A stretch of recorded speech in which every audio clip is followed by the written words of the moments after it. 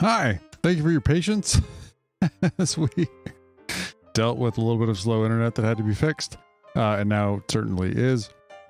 And then I realized as I went to go start recording that I had actually left my camera unplugged, and the battery had run down, and I had to plug it back in. So there's always something, if you will. I really needed to just make a checklist and get it over with. Anyway, we are here tonight to talk about the Wisconsin Badgers. A team that Beta Rank, the projection model, has projected at number 4 coming into this year. They've been, it's not that they've always been, like, I mean, even under Paul Chryst, consistently good. I mean, certainly in 2019, and then we disconnected again. Certainly in 2018, they weren't great, and they had some work to do. In 2019, however, they rebounded terrifically and were excellent on both sides of the football. We really project them. They have a lot coming back this year.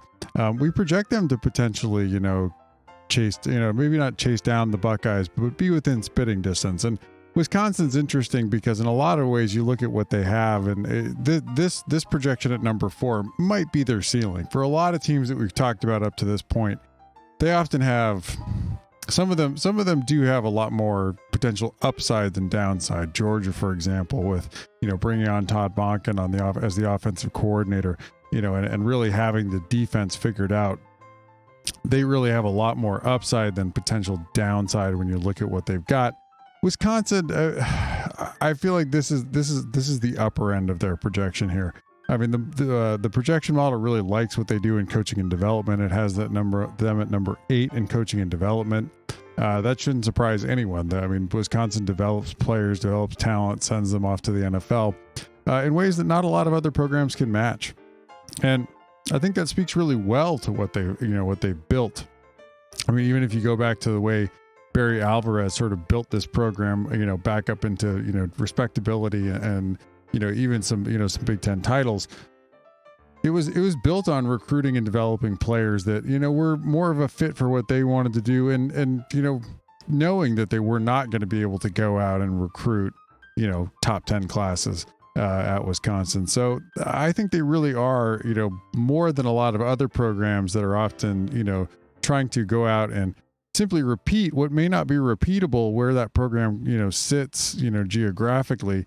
Wisconsin's trying to work with what they have and does an excellent job with it. So Paul Chryst is the head coach, at Wisconsin. He had come back after being, the offensive coordinator under Barry Alvarez. I think not under Barry Alvarez, but Paul Chryst had come back after being the offensive coordinator. I think he's done a terrific job, at Wisconsin. I think really, has helped build them back up from where they were, where Gary Anderson really left them. There was, I mean, like we said, in 2018, they were a little bit down. They were at 33 in 2018 overall in Beta Rank. And both of their, the offense and the defense were a little bit down in 2018. So really bouncing back to where they were last season at number 6 overall, and gave the Buckeyes, a real big scare in that Big Ten title game. Managed to, really, for the most part, outplayed Oregon in that Rose Bowl, and then had some turnovers that really did them in that game. But, really a program that I think there's a lot to admire about the way that the Badgers do things. They do bring back a good amount, and we do have this defense projected pretty highly coming into this year. This team, I think in particular, with, where the Big Ten might be, they are, with likely Minnesota taking a little bit of a step back, Nebraska not really having, necessarily having figured things out.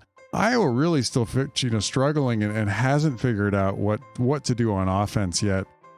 The Badgers really, in our projection, were going to be, a step ahead over the rest of the Big Ten West coming into this season. If you're a Wisconsin fan, you're really hoping that that there is the potential that anybody that plays, that they might return a lot of this production again for the next year if those guys don't necessarily have their eyes on the NFL yet. Because this is, this could be one of the best Wisconsin teams we've seen in the past, 5-6 years. And you should be excited. I mean, it's a bummer, of course, that this all happened in the midst of that. And, Wisconsin, despite all the chatter, we may not be seeing them, till the spring at the earliest playing football. But yeah, I'm excited to see them. We're going to continue to run through, and we're absolutely going to preview them tonight. They were at 19 in special teams last season. That is an area that they absolutely could improve a little bit on. You don't want to be, when you're trying to chase the top teams in college football, when you're trying to chase down the Buckeyes and where they are right now under Ryan Day, you really need your special teams to be giving you everything you can. And it's an area that a team like Wisconsin, you don't have to recruit gangbusters to be able to put together a great special teams unit. Being at 19 there, they really need to get that special teams unit into the top 10 and not be, leaving themselves with hidden yards deficits in the game. They're at 34 in returning production in this year. It's heavily tilted a little bit towards the defensive side of the football. But overall, those are solid numbers. Wisconsin does a good job, developing and having guys ready to step in as replacements too. So for the most part, we really do believe that, even though on the offensive side of the ball, they have a little less coming back, that for the most part that they're going to be able to have guys step in and be ready to play. And the fact that they do bring back Jack Cohn helps. Number 24 in recruiting, we covered this a little bit. Wisconsin's not going to be able, most of the Big Ten is struggling to keep up with the Buckeyes in recruiting, who are recruiting much more like an SEC power, and not a lot of the other Big Ten schools are going to be able to pull, recruits from all over the country. Wisconsin, I think, has done a really good job, understanding what they can do, who they need to get in order to fit their system, and identifying players that they can really develop. And that is, that on its own is really a skill. I think the Badgers do that as well as anyone in college football, developing guys that are not, going to be at the top of anyone's recruiting rankings, understanding what the difference between, one 3-star and another 3-star. Wisconsin does a really good job with that. So there's a lot of optimism, like a lot of excitement around this, Wisconsin team. We still would have had them as an underdog to Ohio State, coming into this year, but that's not to say that there's still, like I said, like not a lot to like about this Badger team. And like I said, like, at number 4, you could say like I would not have had Wisconsin potentially as a playoff team. I really still think the Buckeyes would get, unless they can get past the Buckeyes, there, but they're like I said, like their ceiling is likely at this 4-ish range, but it's not crazy. People talk about this when we ran this out, like we were a little crazy for having Wisconsin projected here, but like I said, Wisconsin finished at 6 last year. Projecting them at 4 is not at all crazy with everything that they're bringing back. So let's dive in. Let's look at some of these numbers here. I'm going to double check the audio and make sure that we're still good. It's a Christmas miracle of all the little things that did go wrong. The one that didn't go wrong was my bugaboo, the audio.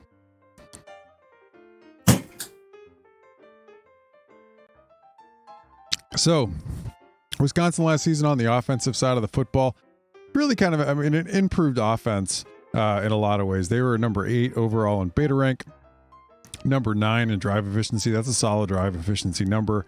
They were able to put together some long drives to put up points. Number 12 in explosive drives. They were a fairly explosive team last season. 10 in play efficiency, 8 in negative drives. Controlling for opponent. They put up a good yards per play. They didn't have too many 3 and outs, or turnovers. That's all solid. You would expect coming into this, and unsurprisingly, they have a big run pass split. Number 5 in effective rush, number 68 in effective pass. That's likely not going to change. Wisconsin football is who they are.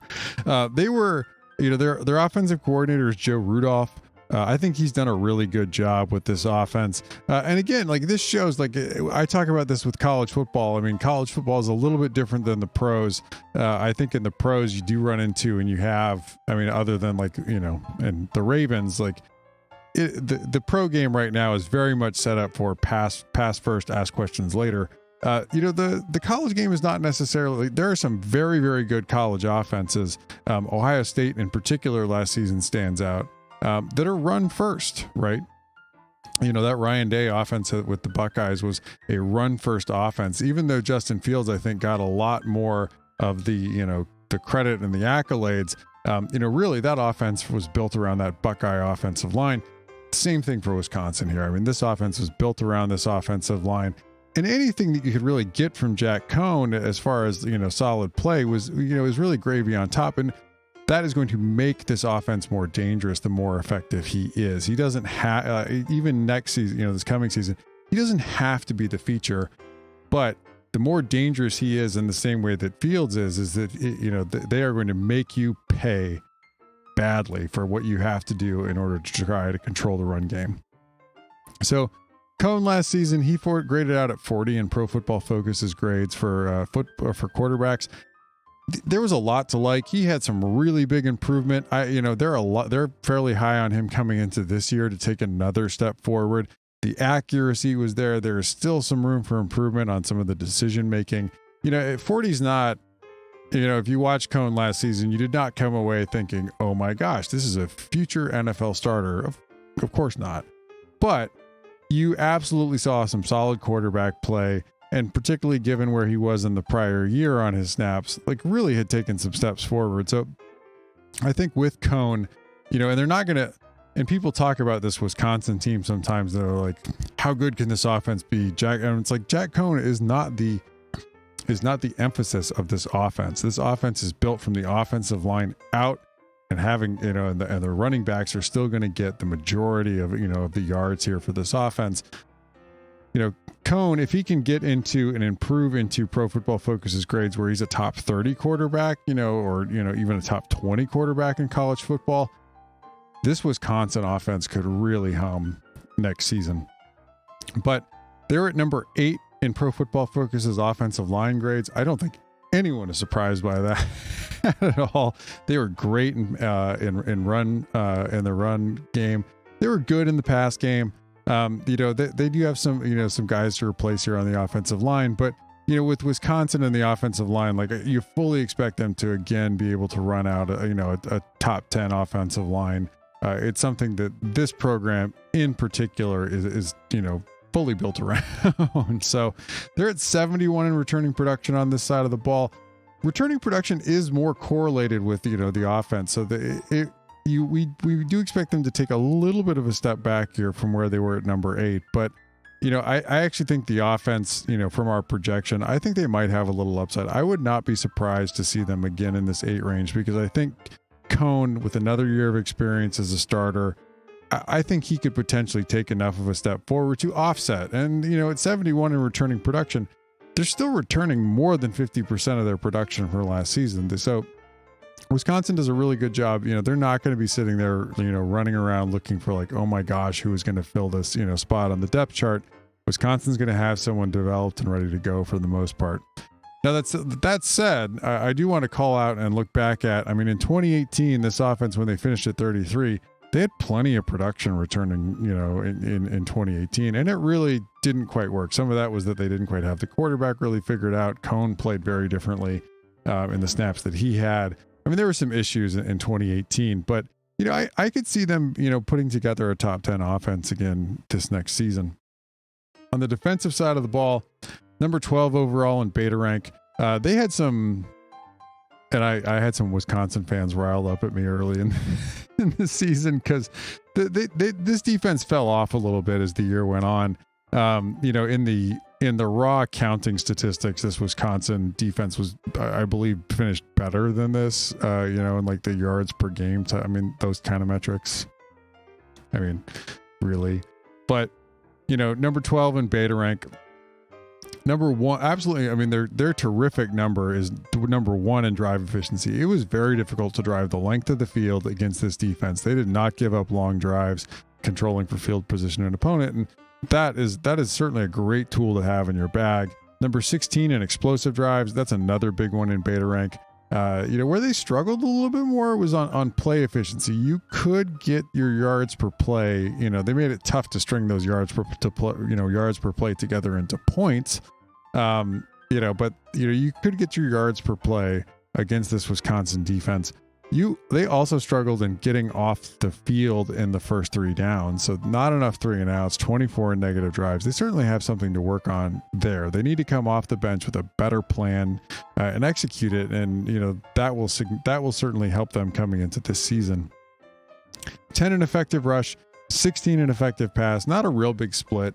There's nothing really outstanding that they have to fix on either the run or the pass game on their defensive side. So there's going to be some hard work for them, on both sides, I think, to really put it together and get this defense back into the top 10. Their defensive coordinator, Wisconsin great Jim Leonard, after his time in the pros, as a player, has come back, a guy that you fully expect to be getting a head coaching job sometime. So, I mean, if not getting lured away by somebody's, it's not that Wisconsin doesn't also have some bucks laying around being in the Big Ten, but if he's not lured away to go be a defensive coordinator somewhere else, what is going to get him is he's going to be getting he's going to be on a lot of short lists for a head coaching vacancy sometime soon. They were at 31 overall in 2018. This is a significant improvement, them getting all the way up to 12. They're number 16 in returning production overall. This defense, we absolutely have projected into the top 10 next season in beta rank. And I think there's a lot of upside. I think Leonard is still finding some of his groove as a play caller. And I think he's going to continue to improve. I think this defense, with everything that they bring back, is going to be very, very good next season. Again, and could be the linchpin in a lot of ways as the offense maybe works out some kinks, with some of their production that they're replacing. But as long as, the Badgers, as long as you don't get Ohio State too early, Penn State, they're not going to be so far ahead of Penn State if they end up somehow with Penn State on the schedule, that wouldn't be a close game. But most of the rest of the Big Ten, they have some distance between where they are, and so they should have the opportunity to, even if they have a bad game or two, likely still win those games. So let's go ahead, let's take a look at what the schedule that would have been for the Badgers. So they we had them projected with the FCS game added in at 10.32 wins overall. Just under 8 wins in conference. That's excellent. And, the fact when you look at this schedule here, there's a couple of games that I'm really disappointed we don't get to see. So I would have really enjoyed seeing Wisconsin versus Group of 5 Wisconsin and Appalachian State. That would have been a blast to see that game. So Wisconsin would have been a big favorite in that game. Even though we do have Appalachian State, projected pretty highly, their third coach in 3 years, I think, is likely going to take a little bit of a toll on the program. But, that would have been a fun game to see. It would have also been fun to see them play Notre Dame. That would have been a solid game. Wisconsin, we had them as almost a 6-point favorite on a neutral field there. But, the rest of the Big Ten schedule, if depending on who, Wisconsin ends up with, no Ohio State on the schedule till the end of the season really gives them an opportunity to have that offense sort of dialed in. Because as you can see, as you go through the rest of these, even though the Big Ten, there do project to be some good teams in there, there are not a lot of really great teams in there. And Wisconsin dodges the other, 2 top teams in the top 10 from the Big Ten on the schedule. There's no Penn State and there's no Ohio State. So, depending on how it shakes out, if they can keep them off of whatever their spring schedule is, then Wisconsin will be rather well set up to represent the West in the Big Ten championship game, because, they are a considerable favorite over most everyone else on the schedule. It is only 8 points over Michigan. That's a game that they certainly can't afford to mail it in on, or have 2 turnovers and expect to win. They're going to have to show up in that game. Some of the rest of these games, you start to get to the kind of distance, though, that really you have to have 2 turnovers in a bad game to lose. Minnesota, we just expect to take a little bit of a step back with their production losses, as well as Kurt Schiraka moving on to Penn State. Maryland, Illinois, they should be big favorites in those games. And even Northwestern Northwestern might have some upside here with the new offensive coordinator, the Indiana transfer at quarterback coming in. But, that might only get that down to about 12 points, maybe 10, if the Wildcats outperform. Purdue, again, there is some potential upside for the Boilermakers there. That maybe gets it down to 12. Nebraska, we still project there to be some distance from where Nebraska wants to be and where they will be this season. And then Iowa, again, like a team that, has had and probably will have, again, an excellent defense for the Hawkeyes, but they just don't have it. They just have not had it figured out offensively in a way that you really expect them to be able to hang in this game. Looking over this schedule, frankly, like this is a schedule that Wisconsin could have potentially gone undefeated against. They do have enough distance, and we do compress too. I mean, so as we treat the projection model, the distribution in the projection model is deliberately compressed to reflect that we don't know as much in the projections as we will in the season. So as you will, Wisconsin, where we have, their beta rank projection, they could potentially improve on that. The teams at the very top will start to expand outward. The teams at the very bottom of the distribution will start to also expand in the other direction. And that will increase these spreads as the season goes on and we have more real data. So it is, when you look at this, I do think you really have an opportunity when you look at this. If you're Wisconsin and if the schedule stays the same, you could write in pencil, Wisconsin in as your Big Ten West champion pretty easily, I think, because there are not any games here. And even if they end up with, taking a loss here in conference play from somebody, nobody else in the West projects to be good enough that they're going to get through without at least two. So they have a little bit of a cushion, if you will, if you're the Badgers. But this sets them up. I mean, if you're Wisconsin, you're now set up that with this schedule that if you were to get through this, and then get to the Big Ten championship game, play really well, catch some luck, catch some turnovers, and if you get the Buckeyes, then you could potentially, be off to the playoff and, and hopefully, be in a position where you are not, Michigan State in the playoff where you're, completely outclassed. But I do think that this Wisconsin team, this season, I'm bummed for you, Wisconsin fans, because this schedule and the way, it was set up with, folks returning on this team. I am bummed for you. This could have been a lot of this fall could have been a lot of fun in Madison. So let's wrap it up for the Badgers. As we continue to soldier on here. So pretty quick for, the Badgers. There's not a lot of drama. There's no new coordinators moving in. There's not any, real upheaval and having to talk about, the potential upside of the offense or anything along those lines. It is the same guys that have been there. They are, back again, ready to go. The schedule itself is, there's no secondary schedule that we have to talk about. As we do this preview, pretty straightforward, for the Badgers here. So we might even be able to get this in under 30 minutes.